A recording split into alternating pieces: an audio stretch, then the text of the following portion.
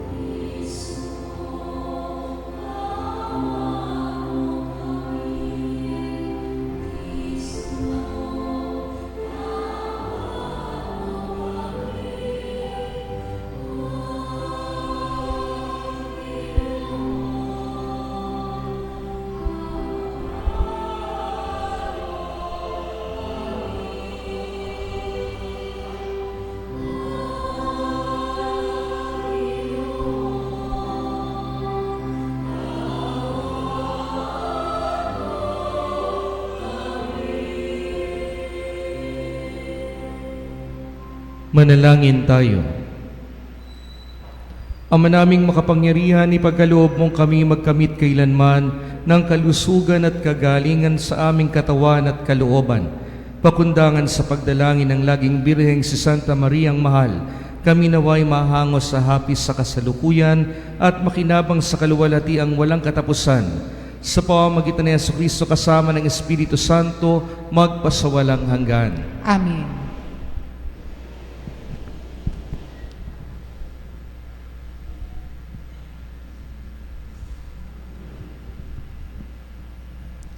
Ang salita ng Diyos mula sa unang sulat ni Apostol San Pablo sa mga taga-Korinto. Mga kapatid, alam nating may kaalaman tayong lahat. Ang gayong kaalaman ay nagbubunsod sa tao upang magpalalo, ngunit ang pag-ibig ay nakapagpapatibay. Ang nag-aakalang may nalalaman siya ay hindi pa nakaalam ng dapat niyang malaman. Ngunit kilala ng Diyos ang umiibig sa Kanya. Tungkol nga sa pagkaing inihandog sa Diyos-Diyosan, alam nating walang kabuluhan ng mga Diyos-Diyosan at iisa lamang ang Diyos.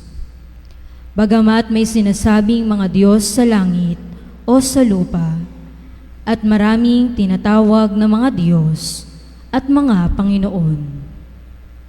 Sa ganang akin ay isa lamang ang Diyos, ang Ama na lumikha ng lahat ng bagay, at tayo'y nabubuhay para sa Kanya. Isa ang Panginoon, si Jesucristo, at sa pamamagitan niya'y nilikha ang lahat ng bagay, at sa pamamagitan din niya'y nabubuhay tayo. Subalit hindi lahat ay nakaalam nito.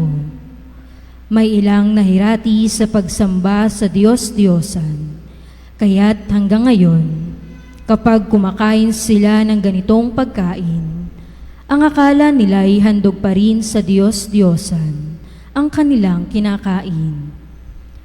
Palibhas ay kulang ang kanilang kaalaman. Nababagabag ang kanilang kalooban sa pag-aakalang sila'y nagkakasala. Kaya't dahil sa inyong kaalaman, ay napapahamak ang kapatid ninyong mahina pa at naging dahilan din ng kamatayan ni Kristo. Sa gayon, nagkakasala kayo kay Kristo. Sapagkat ibinunsod ninyo sa pagkakasala ang inyong kapatid at itinanim sa kanyang isipan ang maling paniniwala. Kaya't kung dahil sa pagkain ay magkakasala ang aking kapatid, hindi na ako kakain ng karne upang di siya magkasala. Ang salita ng Diyos. Salamat sa Diyos. Poon ako ay samahan sa buhay na walang hanggan. Poon ako ay samahan sa buhay na walang hanggan. Ako'y iyong siniyasat, batid mo ang aking buhay. Ang lahat kong lihim poon ay tiyak mong nalalaman. Ang lahat ng gawain ko sa iyo ay hindi lingid. Kahit ikaw ay malaya, batid mo ang aking isip. Ako'y iyong nakikita, gumagawa o hindi man. Ang lahat ng gawain ko'y pawang iyong nalalaman. Poon ako ay samahan sa buhay na walang hanggan. Ang anumang aking sangkap, ikaw o Diyos ang lumikha. Sa tiyan ng aking inay, hinugis mo akong bata. Pinupuri kita, O Diyos, marapat kang katakutan. Ang lahat ng gawain mo ay kahangahangang tunay. Poon ako ay samahan sa buhay na walang hanggan. O Diyos, ako'y siyasatin, alamin ang aking isip. Subukin mo ako ngayon kung ano ang aking nais. Kung ako ay hindi tapat, ito'y iyong nababatid. Sa buhay na walang hanggan, samahan mo at ihatid. Poon ako ay samahan sa buhay na walang hanggan.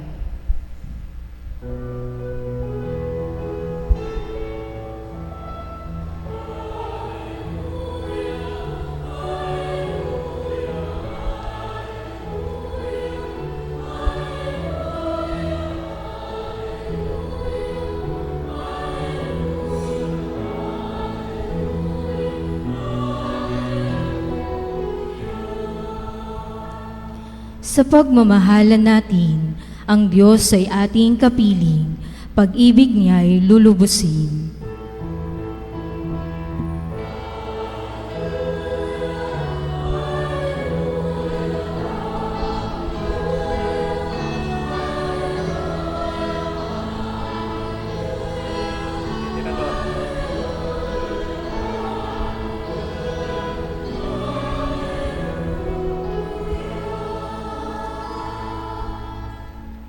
Sumainyo ang Panginoon. At sumaiyo rin. Ang mabuting balita ng Panginoon ayon kay San Lucas. Papuri sa iyo, Panginoon.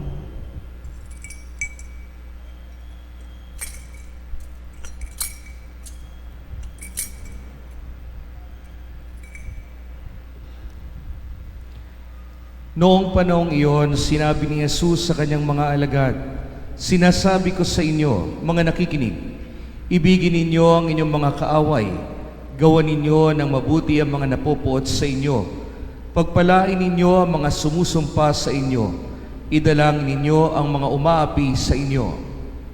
Kapag sinampal ka sa isang pisngi, iharap mo rin ang kabila. Kapag inaagaw ang iyong balabal, ibigay mo pati ang iyong baro. Bigyan mo ang bawat nanghihingi sa iyo.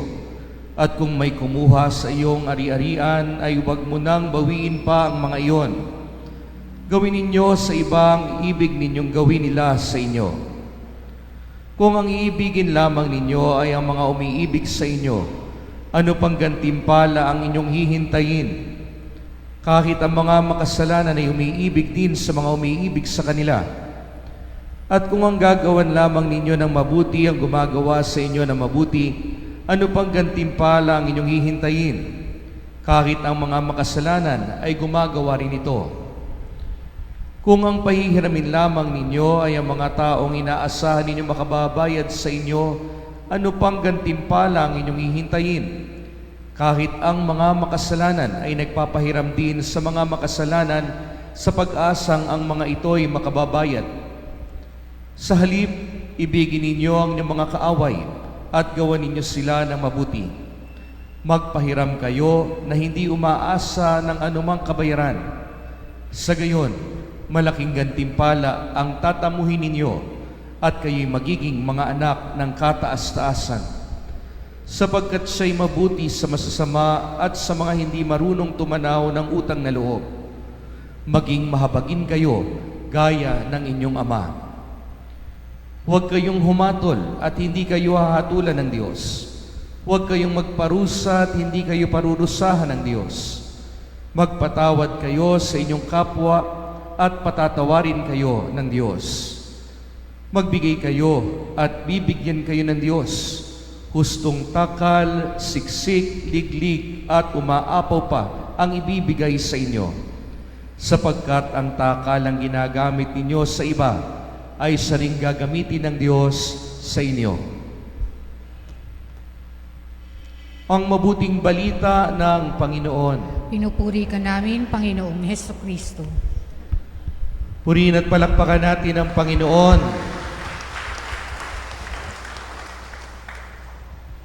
Hindi po ako si Father Turing. Baka po nagulat po kayo. Ako po ito, no, si Father Mark.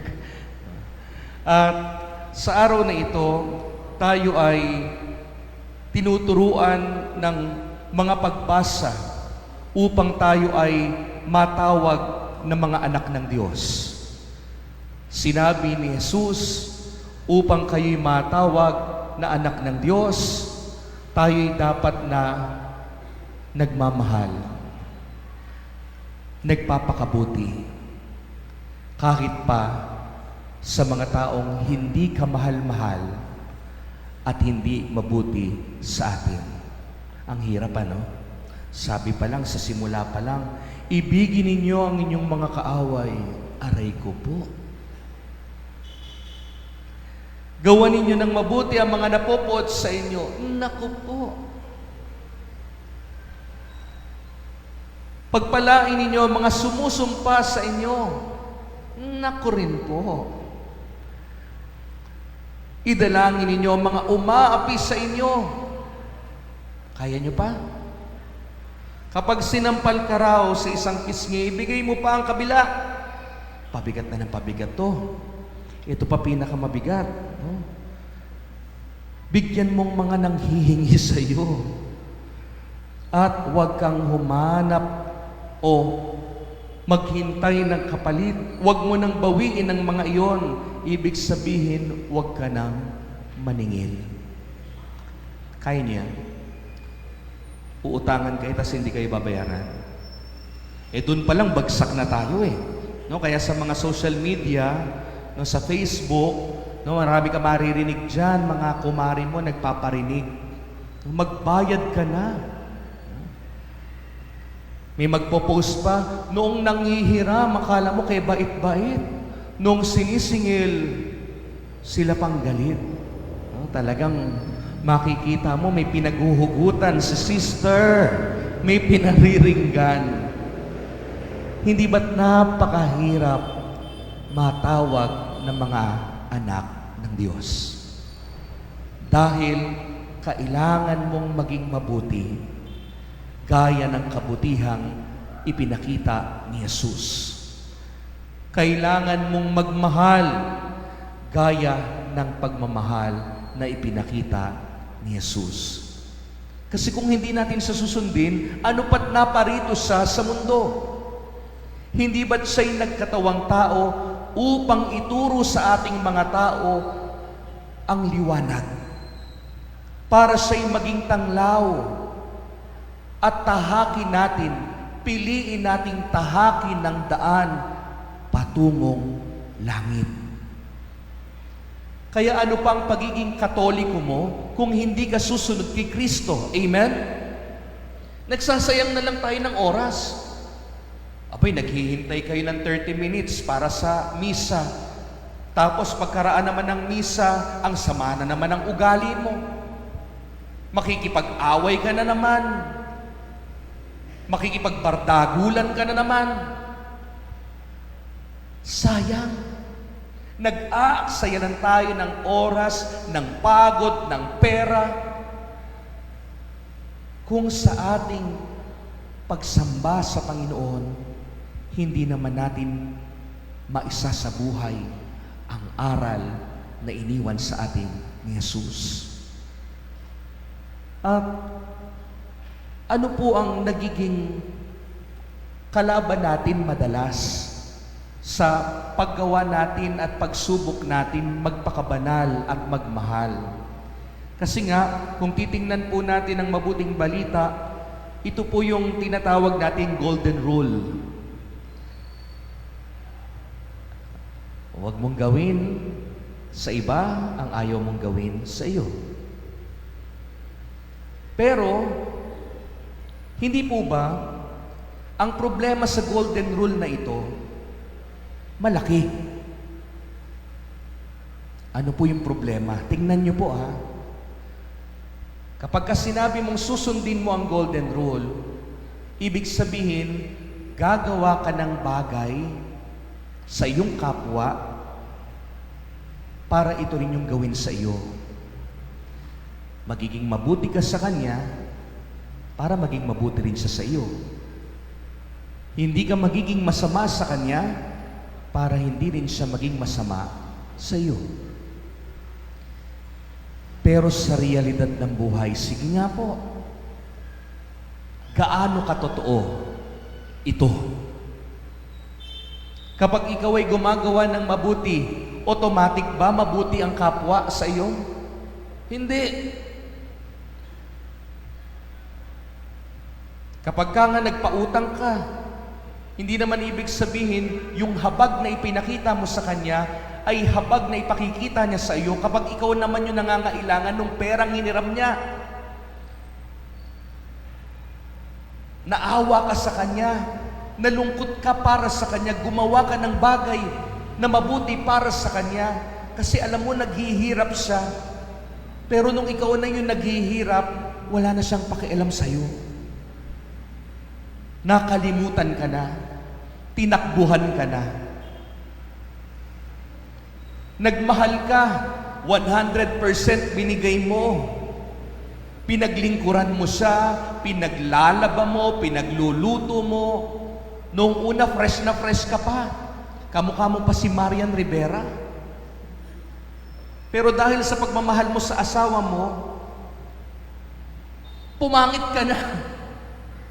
Nakalimutan mo ng sarili mo dahil selfless love. Sabi, ang pag-ibig ay paglimot sa sarili. Pagbibigay ng lahat-lahat. Kese hodang mag-amoy ka ng bawang kaluluto. Kese hodang yung mga kamay mo na malakandila ay nagkabalu-baluktot na lalaba. Tapos, yung asawa mo, maghahanap ng panibagong Marian Rivera. How sad life is. Napakalungkot ng buhay. Kapag ka ikaw ay nagbigay, hindi agad-agad ikaw ay bibigyan. Kapag ikaw ay umunawa, ikaw rin ay uunawain. Kapag ikaw ay nagmahal, hindi ibig sabihin nito'y mamahalin ka rin pabalik. Pero, ano po yung dulo ng mabuting balita? Napansin po ba ninyo na biglang nag-shift si Jesus mula doon sa golden rule na bago? Nang sabihin niya, gawin ninyo sa iba ang ibig ninyong gawin nila sa inyo, naging huwag kayong humatol at hindi kayo hahatulan ng Diyos. Huwag kayong magparusa at hindi kayo parurusahan ng Diyos. Magpatawad kayo sa inyong kapwa at patatawarin kayo ng Diyos. Magbigay kayo at bibigyan kayo ng Diyos, hustong takal, siksik, liglig at umaapaw.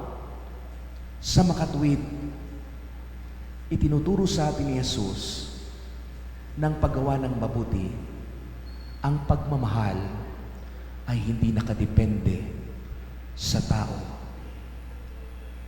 sapagkat ang ginagawan mo na ng kabutihan at pag-ibig ay ang Diyos. Kapag ka binati mo yung kaaway mo, hindi ka niya pinansin, talo ka ba doon? Hindi. Kasi ginawa mo yung dapat. Ginawa mo yung mabuti. Kapag ikaw ay umunawa sa iyong kapwa na gumagawa ng masama, hindi naman sa kinukonsinti mo sila. Pero kung talagang wala ka nang magawa, pinagsabihan mo na, nagalit na sa iyo dahil sa kakukulit mo sa kanya, talo ka ba? Hindi. Sapagkat nagawa mo na yung trabaho mo. Nagawa mo na yung tama. Nagawa mo na yung mabuti. Nasunod mo na si Jesus. Ngayon, para hindi ka masiraan ng loob sa paggawa ng mabuti at pagmamahal, tandaan mo ang mga sinabi ni Jesus sa huling bahagi ng mabuting balita. Lahat ng ginawa mong mabuti sa iyong kapwa, ibalik man nila sa iyo o hindi, ang Diyos ang siyang magbabalik sa iyo, siksik, liglig, at umaapaw. Amen? Kaya kapag ka ito po hindi natin nakalimutan, hindi ka hihinto sa pagpapakabuti at pagmamahal. Hindi ka madidisappoint, hindi ka madidiscourage. Ayoko na nga magmahal, ayoko na magpakabuti, lahat naman sila masama sa akin, ayoko na. Hindi. Sapagkat ikaw ay sumasampalataya sa mga salitang binitawan ni Jesus, ako'y hindi pababayaan. Ako'y gagantimpalaan ng Diyos. Sa unang pagbasa, tinatalakay ni San Pablo ang hindi paggawa ng masama upang hindi mo madala ang iyong kapwa sa kasamaan. At yan ang dahilan kung bakit itinuturo ni Jesus na tayo'y manatiling mabuti. Bakit? Sapagkat tayo ay gumagawa ng mabuti, tayo'y nagpapakabanal hindi para lamang sa ating sarili, kundi upang tayo'y maging halimbawa ng iba, upang yakapin din nila ang pagpapakabuti at pagpapakabanal. Yan ang tungkulin nating lahat. Kaya ka gumagawa ng mabuti sapagkat ang gusto mo, yung makakakita sa iyo, yan din ang tutularan. Naalala ko po yung commercial noon sa TV na sinasabi, ang nakikita ng bata o ang ginagawa ng matanda ay ginagaya, basta ganun yun. Ang masamang ginagawa ng matanda na nakikita ng mga bata ay ginagawa nila. Basta parang gano'n. No? Luma na kasi yun, hindi ko inabot eh. Tinutularan ng bata. No? Yung commercial na yun, halimbawa, nagdadrive si daddy. No? Yun yung commercial na yun eh. No? Tapos habang nagdadrive siya, talagang mainit ang ulo niya. No? Tapos yung camera, no, nagpan doon sa bata na nasa driver's seat na nakatingin doon sa tatay. No? Tapos unti-unti ay nag-zoom in doon sa mata ng bata na nakatingin sa kanyang tatay. Yun bang yung inaakala mong walang epekto, meron pala. Yun bang akala mo na wala namang mangyayari sa iba, meron pala. Yung simpleng ikaw ay gumawa ng masama, maaaring tularan ng iba.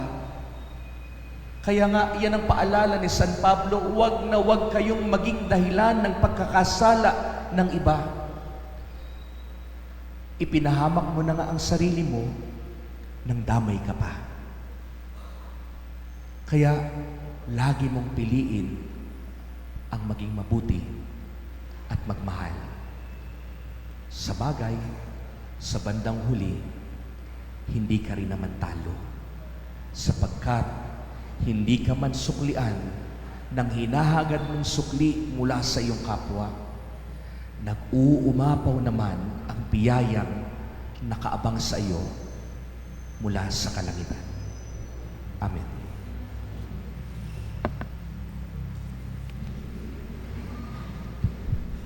Bumaling tayo sa Diyos Ama para sa tulong na ating kinakailangan upang sundin ang halimbawa ni Jesus na nagsasabi sa ating mahalin natin ang ating mga kaaway. Sa bawat panalangin nating itutugon, Diyos ng pag-ibig, bigyan mo kami ng lakas. Diyos ng pag-ibig, bigyan mo kami ng lakas.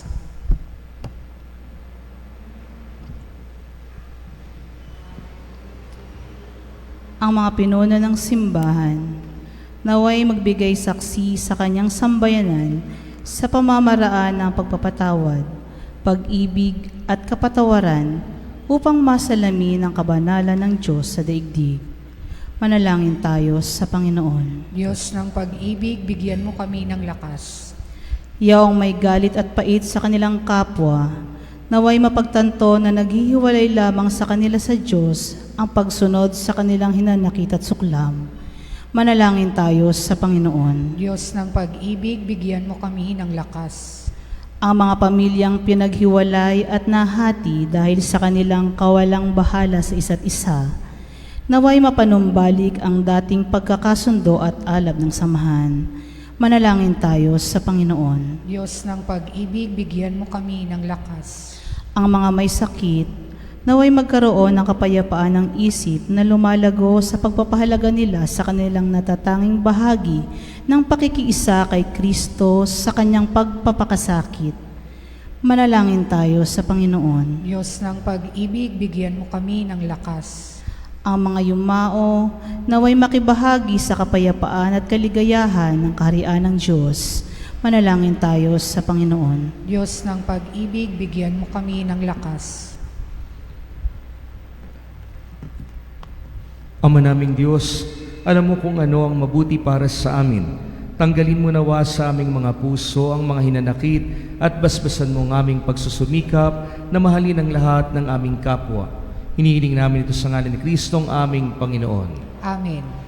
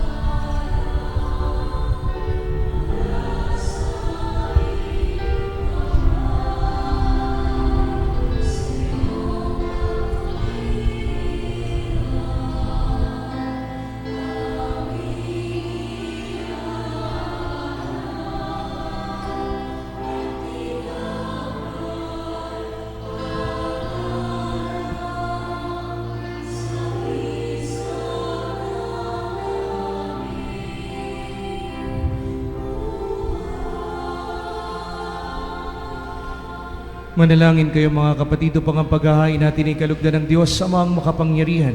Tanggapin nawa ng Panginoon itong paghahain sa iyong mga kamay, sa kapurihan niya at karangalan, sa ating kapakinabangan, at sa buong sambayanan niyang banal. Ama naming lumikha, ang iyong nagkatawang taong anak ay tumulong nawa sa aming ginagawa upang siya na inuluwal ni Maria nang di bumawas, kundi lalo pang nagpaganap sa pagkabirhen, ay magpagindapat na kalugdan mo ang aming paghahain sa ikapagpapatawad ng mga kasalanan, sapagat siyang Panginoong kasama mo at ng Espiritu Santo magpasawalang hanggan. Amen. Sumainyo ang Panginoon. At sumaiyo Itaas sa Diyos ang inyong puso at diwa. itinaas na namin sa Panginoon. Pasalamatan natin ang Panginoong ating Diyos. Marapat na siya ay pasalamatan. Ama naming makapangyarihan, tunay nga marapat na ikaw ay aming pasalamatan, ngayong aming ginugunita ang banal na pangalan ni Maria. Bukod mong pinagpala sa babaeng lahat ang mahal na birheng totoong mapalad na iyong piniling maging ina ng iyong anak nung isugo mo siya bilang aming Mesiyas. Sa kapangyarihan ng Espiritong Banal, ang Birheng Maria ay naging inang tunay ng iyong anak na kanyang isinilang bilang liwanag nitong sanlibutan. Kaya kaisa ng mga anghel na nagsisiawit ng papuri sa iyo ng walang humpay sa kalangitan, kami nagbubunyi sa iyong kadakilaan.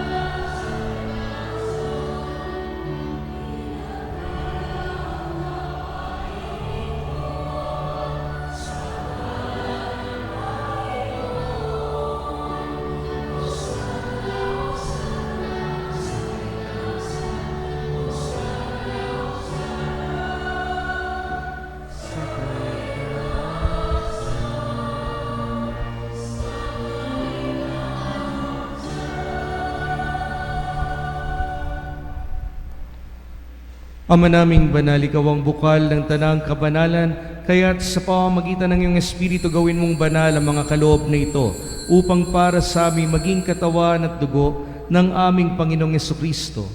Bago niya pinagtiis ang kusang loob na maging handog, ginawa kaniyang tinapay, pinasalamatan kaniya, pinaghati-hati niya iyon, iniabot sa kanyang mga alagad at sinabi, "Tanggapin ninyong lahat ito at kanin. Ito ang aking katawan na ihahandog para sa inyo."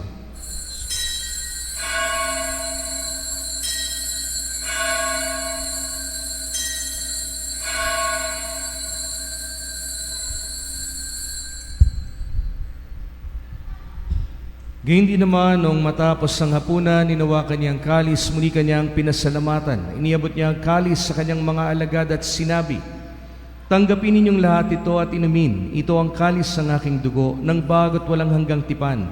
Ang aking dugo na ibubuhos para sa inyo at para sa lahat, sa ikapagpapatawad ng mga kasalanan. Gawin ninyo ito sa pag-alaala sa akin."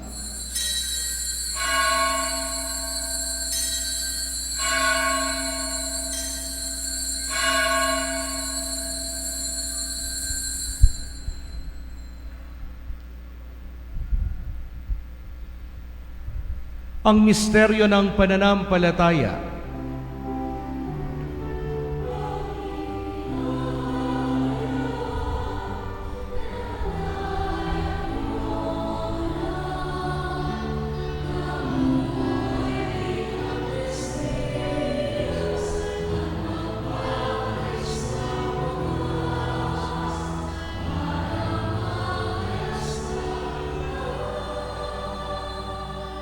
Ama, ginagawa namin ngayon ang pag-alala sa pagkamatay at muling pagkabuhay ng iyong anak, kaya't iniaalay namin sa iyong tinapay na nagbibigay buhay at ang kalis na nakakaloob ng kaligtasan. Kami nagpapasalamat dahil kami iyong minarapat na tumayo sa harap mo para maglingkod sa iyo. Isinasamo namin kaming magsasalo-salo sa katawan at dugo ni Kristo ay mabuklod sa pagkakaisa sa pamamagitan ng Espiritu Santo. Alalahanin mo rin ang mga kapatid naming nahimlay nang may pag-asang sila'y muling mabubuhay, gayon din ang lahat ng mga pumanaw. Kaawaan mo sila at patuloyin sa iyong kaliwanagan. Kaawaan mo at pagindapatin kaming lahat na makasalo sa iyong buhay na walang wakas, kaysa ng mahal na Birheng Maria na ina ng Diyos, ni San Jose na kanyang kabiyak na puso, kaysa ng mga apostol at ng lahat ng mga banal na namuhay dito sa daigdig ng kalugod-lugod sa iyo. Maipagdiwang nawa namin ang pagpupuri sa ikararangal mo sa pamamagitan ng iyong anak na aming Panginoong Jesucristo. Sa pamamagitan ni Kristo, kasama niya at sa Kanya, ang lahat ng parangal at papuri ay sa iyo, Diyos amang makapangyarihan, kasama ng Espiritu Santo, magpasawalang hanggan.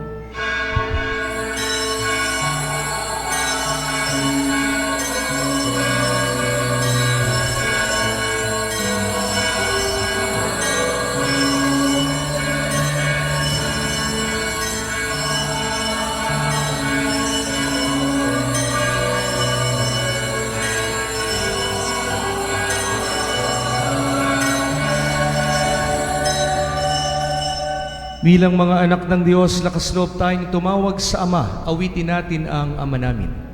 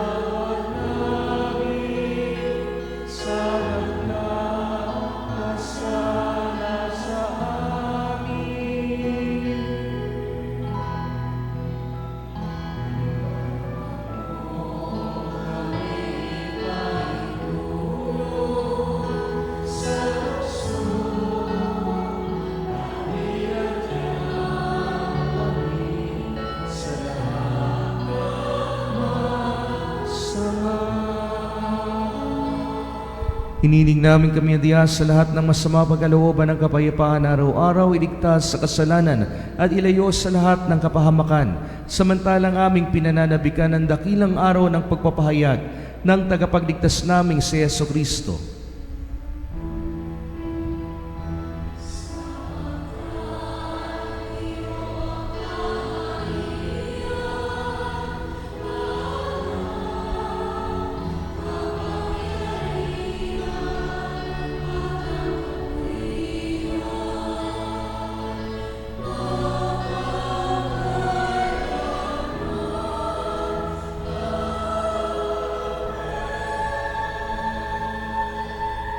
Panginoong Jesucristo, sinabi mo sa iyong mga apostol, kapayapaan ang iniiwan ko sa inyo. Ang aking kapayapaan ang ibinibigay ko sa inyo. Tungayan mo ng aming pananampalataya at huwag ang aming pagkakasala. Pagkalooban mo kami ng kapayapaan at pagkakaisa ayon sa iyong kalooban, kasama ng Espiritu Santo magpa sa walang hanggan. Amen. Ang kapayapaan ng Panginoon ay laging sumainyo. At sumaiyo rin. Magbigayan kayo ng kapayapaan sa isa't isa. Peace be with you. Kordero ng Diyos na nag-aalis ng mga kasalanan ng sanlibutan, maawa ka sa amin. Kordero ng Diyos na nag-aalis ng mga kasalanan ng sanlibutan, maawa ka sa amin. Kordero ng Diyos na nag-aalis ng mga kasalanan ng sanlibutan, ipagkaloob mo sa amin ang kapayapaan. Ito ang kordero ng Diyos na nag-aalis ng mga kasalanan ng sanlibutan. Mapalad tayong inanyayahan sa kanyang banal na piging. Panginoon, hindi ako karapat-dapat na magpatuloy sa iyo, ngunit sa isang salita mo lamang ay gagaling na ako.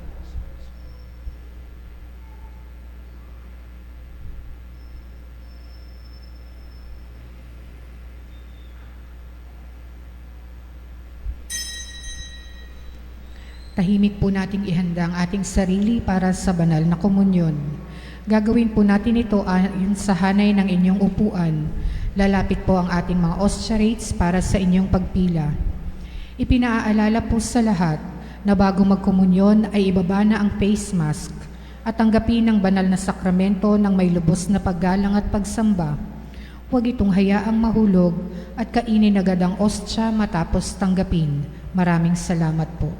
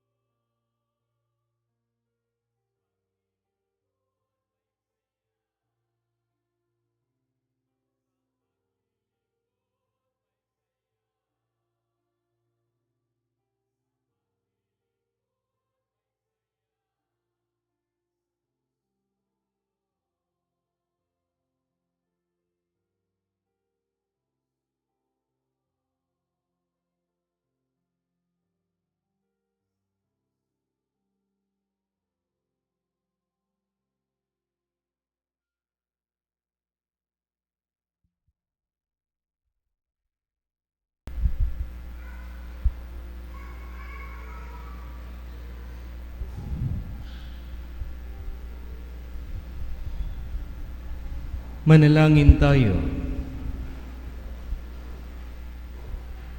Ama naming mapagmahal, sa pagsasalo namin sa banal na pakikinabang, ang iyong kagandahang loob ay aming inihiling upang ang pagpaparangal namin sa mahal na Birhen at pagtulad namin sa Kanya ay magpagindapat na aming paglingkuran ang pagganap sa kaloob mong kaligtasan sa pamamagitan ni Jesucristo kasama ng Espiritu Santo magpasawalang hanggan. Amen. Sumainyo ang Panginoon At sumayo rin. at pagpalain kayo at ng inyong mga mahal sa buhay ng makapangyarihang Diyos, Ama at Anak at Espiritu Santo. Amen. Naihandog na natin ang banal na misa, humayo kayo sa kapayapaan upang ang Panginoon at kapwa ay mahalin at paglingkuran. Salamat sa Diyos. Purihin at palakpakan natin ang Panginoon.